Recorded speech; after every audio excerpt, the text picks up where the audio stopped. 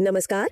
आज किताबों और उनके लिखने वालों की दुनिया में गोता लगाते हैं, है ना? नमस्कार। बिल्कुल, बहुत दिलचस्प होने वाला है। हमारे पास सवालों की एक लंबी लिस्ट है, तो फटाफट शुरू करते हैं। जी। मैं सवाल और उसके कुछ विकल्प रखूंगी और फिर आप सही जवाब के साथ थोड़ी जानकारी भी दीजिएगा। तैयार है? बिल्कुल तैयार। साहित्य और इतिहास की ये झोंकियां हमेशा ही मजेदार होती हैं। चलिए। बढ़िया। तो पहला सवाल है, पंचतंत्र नामक कथाओं के संग्रह के लेखक कौन है?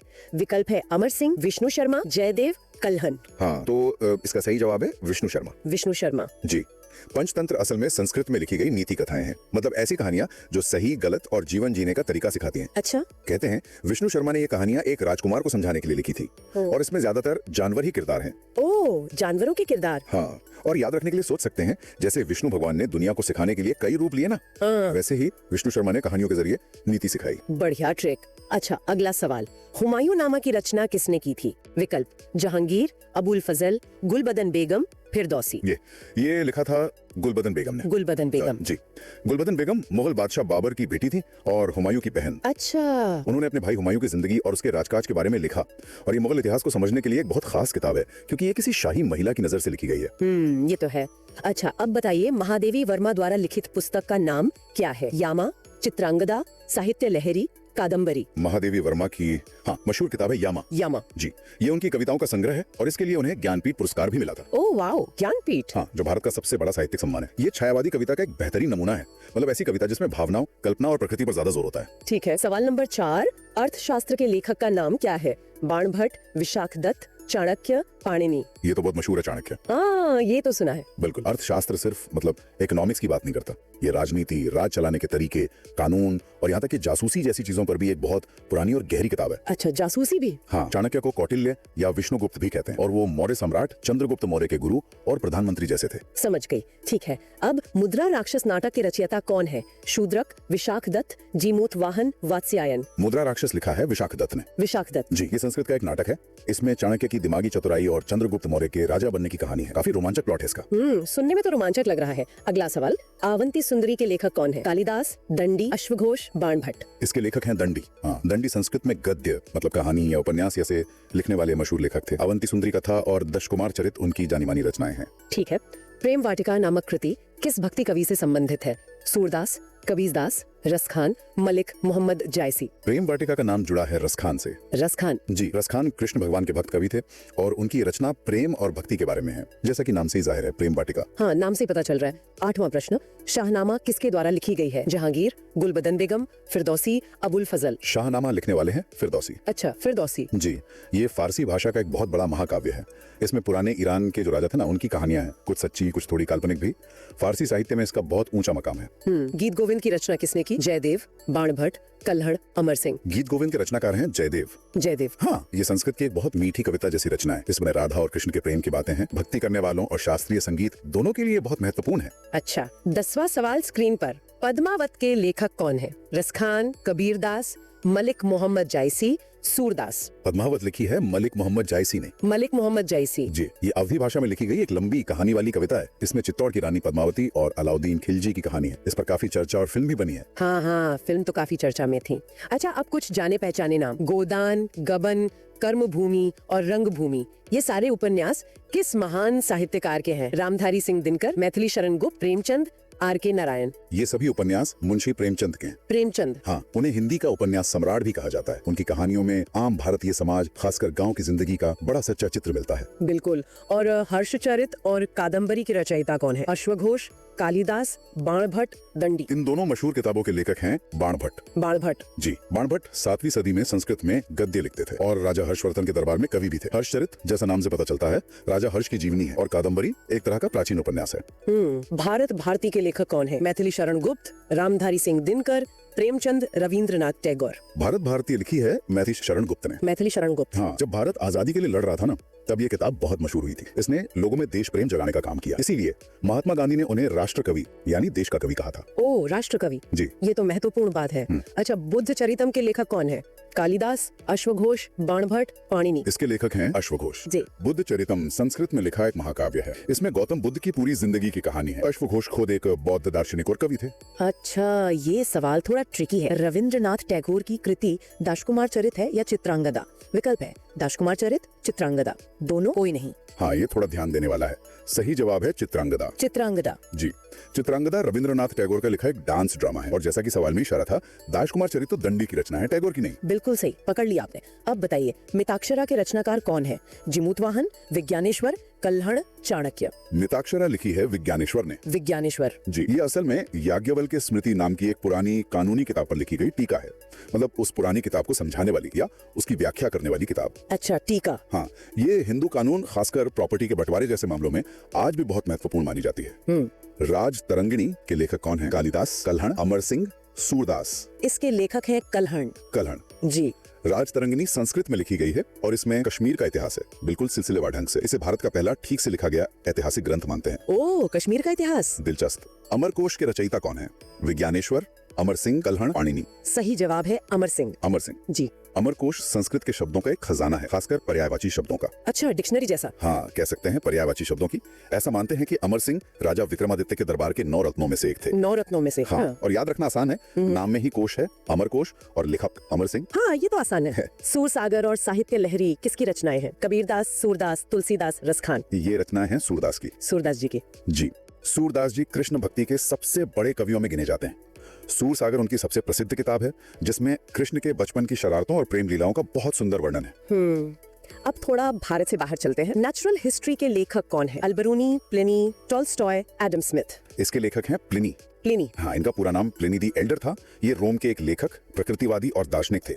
नेचुरलिस्ट हिस्टोरिया उनकी एक तरह की विश्वकोश, मतलब एनसाइक्लोपीडिया जैसी किताब है, जिसमें उस जमाने की बहुत सारी जानकारी जमा की गई थी। अच्छा, एनसाइक्लोपीडिया। अगला, कामसूत्र की रचना किसने की? जिमूतवाहन, वात्स्यायन, शूद्रक, दंडी। कामसूत्र के रचयिता हैं वात्स्यायन। वात्स्यायन। जी, ये प्राचीन भारत की एक बहुत प्रसिद्ध किताब है, जो सिर्फ कामुकता के बारे में नहीं, बल्कि रिश्तों और जीवन जीने की कला के बारे में भी है। किताबुल हिंद के लेखक कौन थे? जहांगीर, अबुल फजल, अलबरूनी, फिरदौसी। इसके लेखक थे अलबरूनी। अलबरूनी। जी, अलबरूनी 11वीं सदी में फारस से महमूद गजनवी के साथ भारत आए थे। उन्होंने यहाँ जो देखा, सुना, भारत के लोग, उनका विज्ञान, धर्म, रहन सहन, सब कुछ इस किताबुल हिंद में लिखा। ये उस समय के भारत को जानने का बहुत अच्छा स्रोत है। काफी महत्वपूर्ण किताब होगी फिर तो। वापस टैगोर पर आते हैं। गार्डनर, गोरा और चंडालिका की रचयिता कौन है? महादेवी वर्मा, रविंद्रनाथ टैगोर, प्रेमचंद, आर के नारायण। ये तीनों ही रविंद्रनाथ टैगोर की रचनाएं हैं। टैगोर की ही हैं तीनों। टैगोर तो बहुमुखी प्रतिभा के धनी थे, कवि, लेखक, संगीतकार, चित्रकार, सब कुछ। उन्हें साहित्य के लिए नोबेल पुरस्कार भी मिला था। हाँ, नोबेल पुरस्कार। गोरा उनका मशहूर उपन्यास है, गार्डनर कविताओं का संग्रह है, और चंडालिका एक नृत्य नाटिका। ठीक है। कुरुक्षेत्र और उर्वशी के रचनाकार कौन है? मैथिली शरण गुप्त, रामधारी सिंह दिनकर, प्रेमचंद, रविंद्रनाथ टैगोर। इन दोनों के रचनाकार हैं रामधारी सिंह दिनकर। दिनकर जी। जी, दिनकर जी को हिंदी में वीर रस यानी जोश और बहादुरी वाली कविताओं के लिए जाना जाता है। कुरुक्षेत्र महाभारत युद्ध की पृष्ठभूमि पर है और उर्वशी एक काव्य नाटक है, जिसके लिए उन्हें ज्ञानपीठ पुरस्कार भी मिला। इन्हें भी ज्ञानपीठ मिला। जी। अच्छा, मलगुडी डेज नामक कहानी संग्रह के लेखक कौन है? खुशवंत सिंह, आर के नारायण, विक्रम सेठ, रविंद्रनाथ टैगोर। इसके लेखक हैं आर के नारायण। आर के नारायण। हाँ, मालगुडी डेज दक्षिण भारत के एक काल्पनिक शहर मालगुडी की कहानियों का संग्रह है। आर के नारायण भारत के उन शुरुआती लेखकों में से हैं जिन्होंने अंग्रेजी में लिखकर दुनिया भर में नाम कमाया। संस्कृत नाटकों की बात करें तो मृषकटिकम के रचयिता कौन है? विशाखादत्त, शूद्रक, कल्हड़, कालिदास। इसके रचयिता हैं शूद्रक। शूद्रक। जी। मृषकटिकम का मतलब है मिट्टी की छोटी गाड़ी। ये संस्कृत का एक बहुत मशहूर नाटक है। इसमें एक गरीब ब्राह्मण चारुदत्त और एक गणिका वसंत सेना की प्रेम कहानी है, साथ ही समाज पर कटाक्ष भी। मिट्टी की छोटी गाड़ी, दिलचस्प नाम है। कानून की एक और किताब दाय भाग के लेखक कौन है? विज्ञानेश्वर, जिमूतवाहन, शूद्रक, अमर सिंह। दाय भाग के लेखक हैं जिमूतवाहन। जिमूतवाहन। जी। ये भी हिंदू कानून की एक अहम किताब है, खासकर बंगाल में प्रॉपर्टी के बंटवारे के नियमों के लिए। हमने पहले मिताक्षरा की बात की थी ना? हाँ, की थी। तो ये दाय भाग हिंदू कानून की दूसरी प्रमुख विचारधारा है। अच्छा, मतलब दो अलग अलग विचारधाराएं। विभाजन की त्रासदी पर आधारित ए ट्रेन टू पाकिस्तान के लेखक कौन है? इंदिरा गांधी, खुशवंत सिंह, अब्दुल कलाम आजाद, आर के नारायण। इसके लेखक हैं खुशवंत सिंह। खुशवंत सिंह। जी। ये उपन्यास 1947 में भारत के बंटवारे के दर्दनाक माहौल पर आधारित है। इसमें उस समय की हिंसा और इंसानियत के मुश्किल दौर का बड़ा मार्मिक चित्रण है। इंटरनल इंडिया के लेखक कौन है? सोनिया गांधी, इंदिरा गांधी, एम के गांधी, खुशवंत सिंह। इसकी लेखिका हैं इंदिरा गांधी। इंदिरा गांधी। जी। ये किताब भारत की पूर्व प्रधानमंत्री इंदिरा गांधी के लिखे लेखों और भाषणों का संग्रह है जो उनके विचारों को दर्शाते हैं। ओके, दर्शन और अध्यात्म की ओर। लाइफ डिवाइन नामक दार्शनिक ग्रंथ के लेखक कौन है? इंदिरा गांधी, M.K. गांधी, अरविंद घोष, रविंद्रनाथ टैगोर?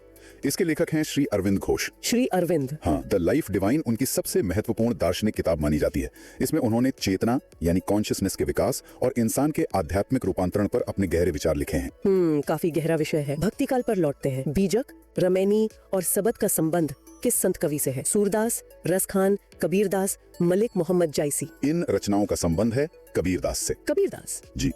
बीजक को कबीर की कही बातों यानी वाणियों का सबसे भरोसेमंद संग्रह माना जाता है जिसे उनके शिष्यों ने इकट्ठा किया था। कबीर निर्गुण भक्ति धारा के संत थे, यानी वो भगवान के किसी रूप या मूर्ति की पूजा की बजाय निराकार ईश्वर की बात करते थे।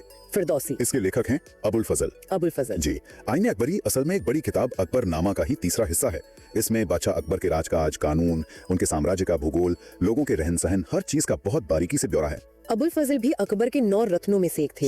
ये भी नवरत्नों में से थे। संस्कृत के महाकवि कुमार संभवम, रघुवंशम और अभिज्ञान शाकुंतलम किसकी कृतियां हैं? तुलसीदास, कालिदास, कबीरदास, सूरदास? ये सभी महान रचनाएं कालिदास की हैं। कालिदास की? जी हाँ, कालिदास को संस्कृत साहित्य का सबसे बड़ा कवि और नाटककार माना जाता है।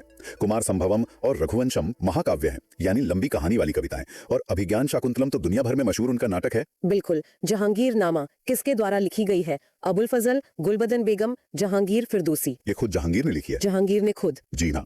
जहांगीर नामा, जिसे तुज़ के जहांगीरी भी कहते हैं, मुगल बादशाह जहांगीर की आत्मकथा है।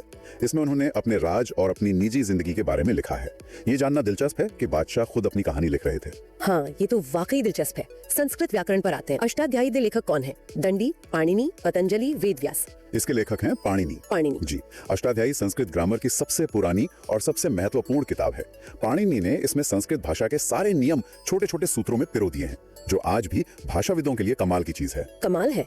अर्थशास्त्र की एक और दुनिया भर में मशहूर किताब द वेल्थ ऑफ नेशंस नामक प्रसिद्ध पुस्तक के लेखक कौन है? Karl Marx, Leo Tolstoy, Adam Smith, Adolf Hitler? इसके लेखक हैं एडम स्मिथ। Adam Smith. जी। द वेल्थ ऑफ नेशंस को आज के अर्थशास्त्र की नींव रखने वाली किताब माना जाता है। एडम स्मिथ स्कॉटलैंड के एक अर्थशास्त्री और दार्शनिक थे। रूसी साहित्य का एक मील का पत्थर वॉर एंड पीस के लेखक कौन है? Adolf Hitler, Leo Tolstoy, M.K. Gandhi, Khushwant Singh? इसके लेखक हैं लियो टॉल्स्टॉय। टॉल्स्टॉय। हाँ। वॉर एंड पीस, युद्ध और शांति, रूस के साहित्य का एक बहुत बड़ा और मशहूर उपन्यास है।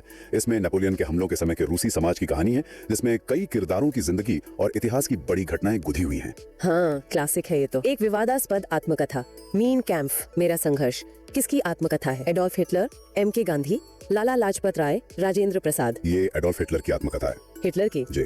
इस किताब में हिटलर ने अपनी नाजी विचारधारा और जर्मनी के लिए अपने प्लान्स के बारे में लिखा था।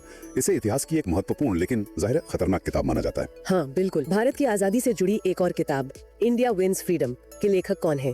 जवाहरलाल नेहरू, अब्दुल कलाम, मौलाना अबुल कलाम आजाद, इंदिरा गांधी? इसके लेखक हैं मौलाना अबुल कलाम आजाद। मौलाना आजाद? जी। मौलाना आजाद एक बड़े स्वतंत्रता सेनानी और आजाद भारत के पहले शिक्षा मंत्री थे।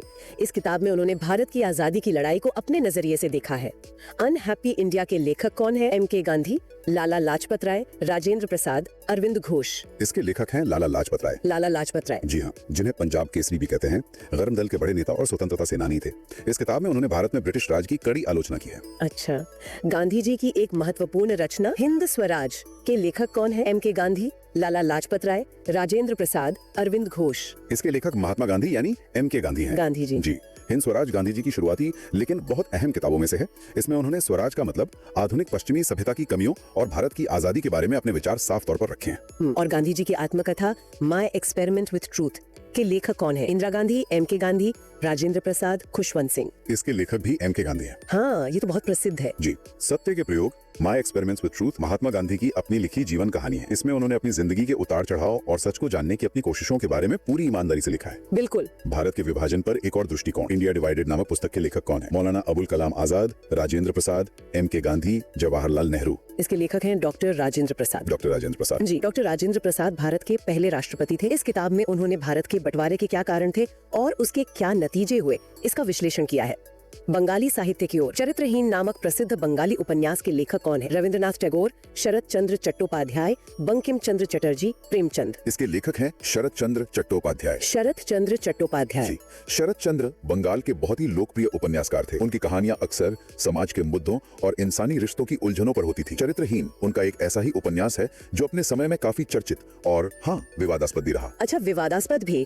49 डेज नामक कृति की रचनाकार कौन है? महादेवी वर्मा, अमृता प्रीतम, इंदिरा गांधी, तस्लीमा नसरीन। इसकी रचनाकार हैं अमृता प्रीतम। अमृता प्रीतम। जी, अमृता प्रीतम पंजाबी की बहुत मशहूर लेखिका और कवयित्री थी। उन्हें साहित्य अकादमी और ज्ञानपीठ पुरस्कार दोनों मिले। 49 डेज उनकी आत्मकथा जैसी किताबों में गिनी जाती है।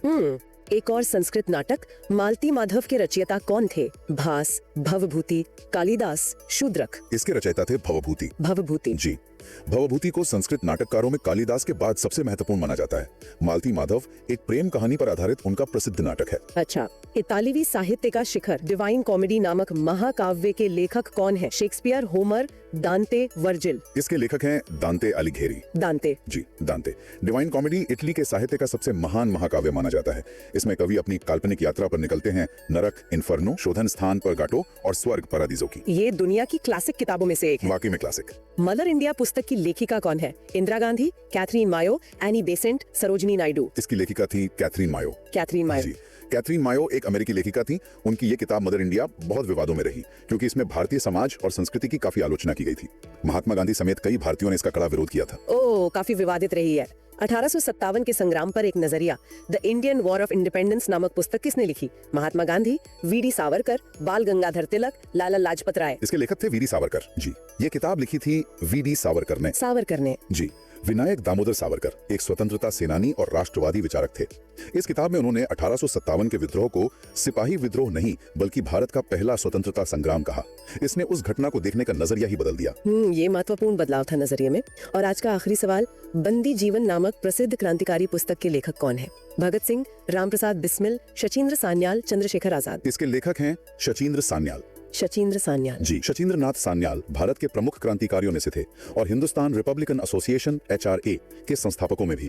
उनकी किताब बंदी जीवन उस दौर के क्रांतिकारियों के लिए बाइबल जैसी थी जो उन्हें प्रेरणा देती थी। वाह, तो ये थी 50 किताबों और उनके लेखकों की एक झलक। काफी लंबी लिस्ट थी, है ना? हाँ बिल्कुल, काफी सारी महत्वपूर्ण रचनाएं कवर हो गईं। उम्मीद है इसमें से कुछ न कुछ नया और दिलचस्प जानने को मिला होगा सभी को। यकीनन। जाते जाते आज की बातचीत से ही एक आसान सा सवाल आप सबके लिए, हुमायूं नामा की रचना किसने की थी? अपना जवाब नीचे कमेंट्स में जरूर लिखिएगा। हाँ, इंतजार रहेगा जवाबों का।